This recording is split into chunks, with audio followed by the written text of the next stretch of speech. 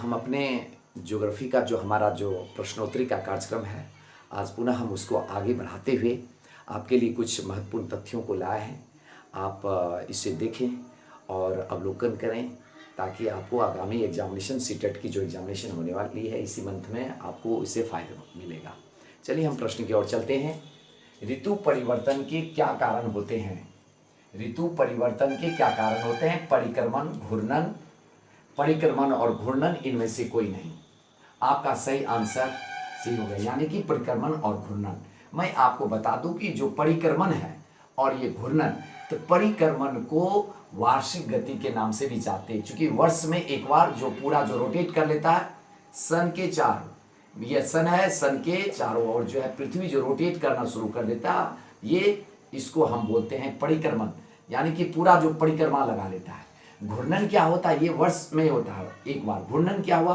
घूर्णन का अर्थ हुआ आप दिन रात का होना घूर्णन के कारण, यानी कि दिन रात, इसको ध्यान में रखेंगे। दिन रात के क्या कारण होते हैं? घूर्णन। और यह जो है दैनिक गति इसको बोलते हैं। ये वार्षिक गति, परिक्रमण वार्षिक गति, घूर्णन दैनिक गति। चलिए नेक्स्ट हम अपने प्रश्न की ओर चलते हैं। मेरा यह प्रश्न है कि पृथ्वी के परिक्रमण और पृथ्वी के अक्ष के निश्चित दिशा में झुके होने के कारण घटित होता है। पृथ्वी के परिक्रमण तथा पृथ्वी के अक्ष के निश्चित दिशा में झुके होने के कारण घटित होता है दिन रात, मौसमी घटनाएं, ऋतु परिवर्तन, सभी। आपका आंसर होगा ऋतु परिवर्तन, क्योंकि यहां पर जो पृथ्वी का परिक्रमण भी हो रहा है और पृथ्वी के अक्ष के निश्चित दिशा में झुके होने के कारण, पृथ्वी का निश्चित दिशा में झुके होने के कारण ये सारी घटनाएं होती है, घूर्णन की घटनाएं जो हो रही है। इसलिए यह क्वेश्चन जो है पहले क्वेश्चन से मिलता जुलता है, सिर्फ क्वेश्चन का कहने का मेथड, कहने का जो प्रारूप है वो बदला हुआ है, लेकिन यह मिलता जुलता क्वेश्चन है। आप ध्यान रखेंगे कि यह ऋतु परिवर्तन जो है पृथ्वी के अक्ष के निश्चित दिशा में झुकने के कारण, यानी कि वह झुका हुआ है, इसलिए ऐसा होता है। पृथ्वी का हुआ जो है परिक्रमण, ये दोनों चीज हो गया, पृथ्वी का परिक्रमण, पृथ्वी का निश्चित दिशा में झुके होने के कारण, इसे आप ध्यान में रखेंगे। चलिए अगले प्रश्न की ओर चलते हैं। दिन रात को विभाजित करने वाले वृत्त को कहते हैं, दिन रात को विभाजित करने वाले वृत्त को कहते हैं अर्धवृत्त, प्रदीप्ति वृत्त, सकेंद्रित वृत्त, इनमें से कोई नहीं। आपका सही आंसर होगा प्रदीप्त वृत्त। ये दिन रात को विभाजित करने वाले वृत्त को ऐसे समझ सकते हैं कि ये मान लिया जाए मेरा अर्थ है, मैं दो यहां बनाता हूं, ये ठीक है। और इस अर्थ को हम अगर देखें, ध्यानपूर्वक हम देखें तो आपको समझ में बात आएगी। हमारा जो पृथ्वी है वह इस तरह से झुका हुआ है, ठीक है। ये नॉर्थ पोल और ये साउथ पोल, ये नॉर्थ पोल है, यानी कि ये उत्तरी ध्रुव की ओर की बात हम कर रहे हैं, ये दक्षिणी ध्रुव है।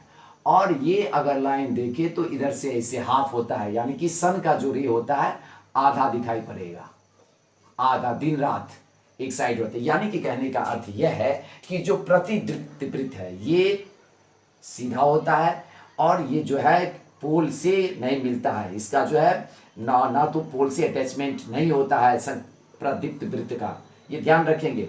इस पोल से अटैचमेंट नहीं है, मेरा इस तरह से अर्थ झुका हुआ है या सीधा सीधा निकल गया, किसी भी अक्ष से इसका मिलान नहीं होता है, किसी भी अक्ष से या नहीं मिलता है प्रतिदीप्त वृत्त। यह वृत्त को दो भाग में देखेंगे, ये वृत्त को इस तरह से आप ध्यान दें तो वृत्त को यह लगभग दो भागों में इस तरह से विभाजित करता है। एक साइड दिन हो गया तो दूसरी साइड रात, और एक बगल रात है तो दूसरे बगल दिन, इस तरह से आप देख सकते हैं इसको।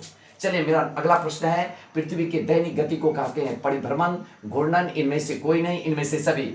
पृथ्वी के दैनिक गति को कहते हैं परिभ्रमण, घूर्णन, इनमें से कोई नहीं, इनमें से सभी। आपका सही आंसर होगा घूर्णन। हालांकि इस क्वेश्चन के ऊपर मैंने पूर्व में डिस्कशन कर चुका हूं, मात्र आपकी फैक्ट्स को मजबूत करने के लिए मैं ऐसा दोबारा ये प्रश्न। अगला प्रश्न है, किस प्राचीन भारतीय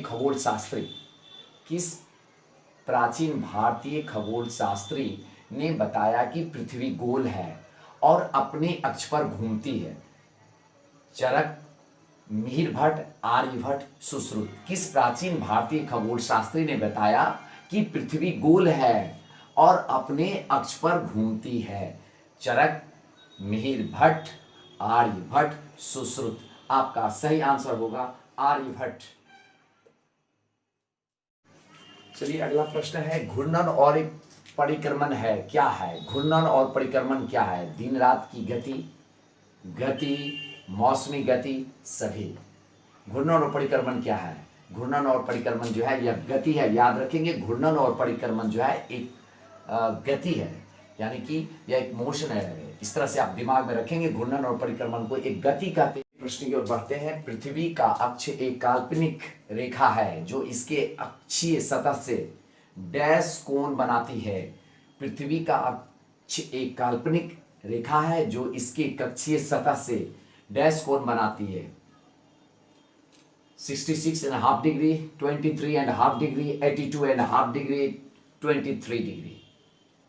तो आपका सही आंसर होगा 66.5 डिग्री। अब मैं आपको कुछ यहाँ बता दूं, जैसे यह मेरा ये ग्लोब है और इस ग्लोब में पृथ्वी थोड़ा सा क्या है, झुकी हुई है। अगर हम इसको झुका दें तो आप यहाँ देखेंगे कि यह मेरा नॉर्थ है, ये साउथ पोल बन रहा है और इस तरह बीच से हम इक्वेटर को गुजार रहे हैं, विषुवत रेखा को गुजार रहे हैं। तो आप देख रहे होंगे कि यहाँ एक कोण बन रहा है। यह 66.5 डिग्री का है। यह पृथ्वी का कक्षीय समतल है, इसी को बोलते हैं पृथ्वी का कक्षीय समतल। इसके बाद अक्ष से जो पृथ्वी झुकी हुई है, यहां से आप ध्यान दें, यहां जो है टोटल ये जो अक्ष से झुकी हुई है पृथ्वी, अपने अक्ष से जब यहां देखते हैं तो 23.5 डिग्री यहां से झुकी हुई है, यानी कि 23.5 डिग्री ये अपने अक्ष से, पृथ्वी अपने अक्ष से झुकी हुई है। ये ध्यान दें। और ये तीनों को अगर मिला दे, दोनों ये पूरा एंगल को आप ले लें तो टोटल आपका बन जाएगा कितना? ये टोटल बन जाएगा 90 डिग्री का। ये टोटल बन जाएगा 90 डिग्री का, मीन्स 66.5 डिग्री प्लस इसमें जोड़ दीजिए 23 प्लस हाफ डिग्री, ये दोनों डिग्री को मिला देंगे तो लगभग आपका कैलकुलेशन करके आ जाएगा कितना? ये टोटल आपका 90 डिग्री का बनेगा। अगर जोड़ लेंगे तो हाफ हाफ, ये 1 हो गया, 6 3 9 10 6 2 8 9। तो इस तरह से ये बनता है, आप इसको ध्यान में रखेंगे। और अगर कहीं कुछ समझने में प्रॉब्लम आ रहा हो तो कोई दिक्कत नहीं है, आपकी जो बुक है वो बुक को आप संपर्क कर सकते हैं, देख सकते हैं। आपका जो 6th क्लास का बुक है, 6th क्लास का जो बुक है, 6th क्लास का एनसीईआरटी बुक है। प्रश्न मेरा है, फरवरी माह 28 दिनों के बदले 29 दिनों का भी होता है, सही विकल्प पर विचार करें। फरवरी माह 28 दिनों के बदले 29 दिनों का भी होता है, सही विकल्प पर विचार करें। 4 वर्ष जो है इंटू 6 घंटा, 12 वर्ष इंटू 2 घंटा, 6 वर्ष इंटू 4 घंटा, इनमें से कोई नहीं। 4 वर्ष 6 घंटा, 12 वर्ष 2 घंटा और 6 वर्ष 4 घंटा, इनमें से कोई नहीं। आपका सही आंसर होगा वह 4 वर्ष 6 घंटा। मैं आपको कुछ और भी फैक्ट्स का रिवीजन करवा दूं और बता दूं कि इसके पीछे क्या रीजन है। आपको पता होगा पृथ्वी जो है, जो चक्कर लगाती है पूरे ईयर में 365 दिन, 365 दिन से थोड़ा वह आगे खिसक जाती है। यानी कि अगर घंटे में के हिसाब से देखें तो यह 24/4 करते हैं। यहाँ पे जो है 1/4 का अर्थ हो गया 24 घंटे में से, तो यह थोड़ा जो खिसकती है पूरे ईयर में 365 दिन वो तो करती है। इसके अलावा थोड़ा आगे और चले वो जो है चक्कर लगा देती है। वह जो लगाती है तो इसको अगर इसका जो कैलकुलेशन है 1/4, यानी कि अगर इसको अब कर दें तो यह आपका 6 आता है। यानी कि एक ईयर में, 1 ईयर में आपका, सॉरी 6 नहीं 4 आएगा, 6 नहीं 4 है, सॉरी ठीक ही था, थोड़ी कैलकुलेशन वगैरह, ये 6 आएगा। और ये 6 जब आ रहा है तो 6 ये मेरा क्या हो गया? घंटा हो गया, याद रखेंगे ये घंटा। और कितने का? 1 ईयर में इतना मेरा जो है रिमेनिंग बच रहा है 1 ईयर का। और इस तरह से 1 ईयर में टोटल अगर हम 6 ईयर, मैंने 1 ईयर का इतना है और 4 ईयर ले लें तो 6 गुना 4 कर दें तो टोटल 24, यानी कि 24 हो गए, 24 घंटा हो गया। 24 घंटा बराबर आपका हो गया 1 दिन के बराबर। इसलिए 28 की जगह पर हम लोग 29 कर देते हैं। ध्यान रखेंगे इस बात को, मैंने जो बताया है आपको समझ में आ जाएगा। और फिर जो है एक बात और, ये दीर्घ वृत्ताकार कक्ष के रूप में चक्कर लगाती है। याद रखेंगे पृथ्वी दीर्घ वृत्ताकार कक्ष में चक्कर लगाती है, पूरे कक्ष एक ही दिशा में झुकी हुई। यह भी याद रखेंगे, आपसे पूछ दे कि पूरा कक्ष जो है किस दिशा में, एक ही दिशा में झुकी हुई है। सूर्य के चक्कर के कारण, यानी कि जो परिभ्रमण के बारे में हम बता रहे थे, उसका क्वेश्चन थोड़ा सा घुमा के दे दिया क्या। सूर्य के चक्कर के कारण क्या होता है? आपका ऋतु परिवर्तन, यानी कि गर्म ऋतु, सर्दी, वसंत, शरद, ये गर्मी, सर्दी, वसंत, शरद, ये सारी ऋतुएं जो आती है सूरज के चक्कर, पृथ्वी जब चक्कर लगाती है उसके कारण ये आता है। आप इसे ध्यान में रखेंगे। ये 3-4 फैक्ट। चलिए अगले प्रश्न की ओर चलते हैं। गलत जानकारी को बतलाएं, कौन सा है आपका दिया हुआ ABCD ऑप्शन दिया हुआ है। असलाकृति और निरूपित रंग, किस असलाकृति को किस रंग से हम दर्शाते हैं? जैसे पठार पीला, मैदान हरा, और इसके बाद जलाशय नीला, जलाशय नीला, और काला पर्वत। आपका इसमें जो गलत आंसर है वह डी है। याद रखेंगे, डी गलत आंसर है। यहां पर काला नहीं होकर के यहां पर भूरा होना चाहिए। भूरा किसके लिए आता है? पर्वत के लिए। इस रंग को याद कर लें कि पठार के लिए जो है पीला, मैदान के लिए हरा, जलाशय के लिए नीला, और भूरा आता है पर्वत के लिए। इस असलाकृति का रंग होता है, इसको जानकारी में रख लें। ये पूछा जा सकता है, पूछता भी है। अब एक बात और है, रूढ़ प्रतीक क्या है? आपसे पूछा गया रूढ़ प्रतीक किसको कहते हैं? अंतरराष्ट्रीय स्तर पे जिस प्रतीक को हम लोग मान लेते हैं उसको बोलते हैं रूढ़ प्रतीक। जैसे मैं आपको बता दूं, कुछ ऐसे प्रतीक होते हैं जैसे रेलवे लाइन।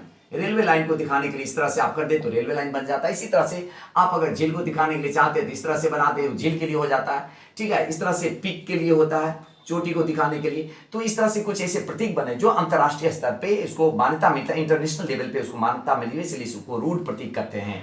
तो इन सब जानकारी को, इस तथ्यों को आप याद रखेंगे। दोस्तों, हम चाहते हैं कि आपको इसी तरह जो है बीच बीच में जो इंपॉर्टेंट फैक्ट्स है उसको याद दिलाने में आपको मदद करें।